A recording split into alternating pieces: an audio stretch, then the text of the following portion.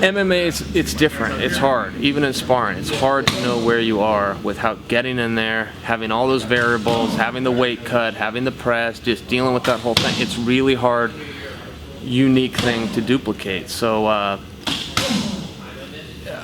tell you, I'm working hard. That's as much as I can tell you. And then the rest, it just plays out. George St. Pierre, when he was out, he would go and corner guys. Every chance he could, he'd corner guys. And he said he wanted to be in the back, he wanted to make the walk to the ring. It was as close as he could duplicate. So the reason I use those examples is I was in the same boat, but there's a difference in having a finish line. There's a difference in the peaks or just plateauing, or even the valleys. There's a difference. And it was very hard to manufacture that. So I took some grappling matches and had some dates out there, and it was as close as I could get. You know, you do the best that you can, but I was sitting in the principal's office for 2 years with a dunce cap on, and I just couldn't compete. There was no way around it. I couldn't go out and mimic that. It's the spot I was in. I didn't really know what I was going to do, but with Bellator specifically, I just think there's more opportunity at 205. I just think there's some better parity over there. I think that there's even some small heavyweights, and whether that's in my future or not, I think it can be if you stay at 205. I think if you start going down to middleweight, you shut the door on both of those things. Look, I'll fight anybody they've got, and business-wise doesn't change for me. You know, it just doesn't. The fight's the fight. It's the same thing. But I was a fan first, right? I started my career as a fan, and that's how my career will end, as a fan.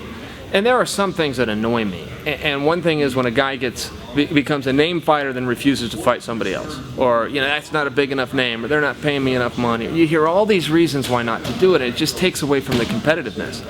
And there's no reflection on that. The guys that do the rankings, and they don't weigh any of that into it. It just comes down to who fought who. They don't weigh into the fact that this guy chickened out 5 times, and this guy called in sick, and this guy's just flat out a wimp. They don't look at any of that.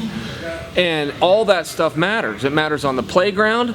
It matters in the ring. If a guy backs down from another guy, that guy loses. Those rules still apply in professional fighting. And I will never back down from somebody. I say Tito's name for all the reasons you said. He's a big name, and he's all these great things about Tito. But the other side of it is they could insert anybody else in Tito's place. It doesn't make any bit of difference. I will not say no. I will show up, whatever the date is, whatever the weight class is, and whoever the opponent is. And I'm sick of all these other guys that won't, man. These guys aren't real. They're not real fighters. It's as simple as that. And shame on the media and everybody else that encourages and lets that crap slide.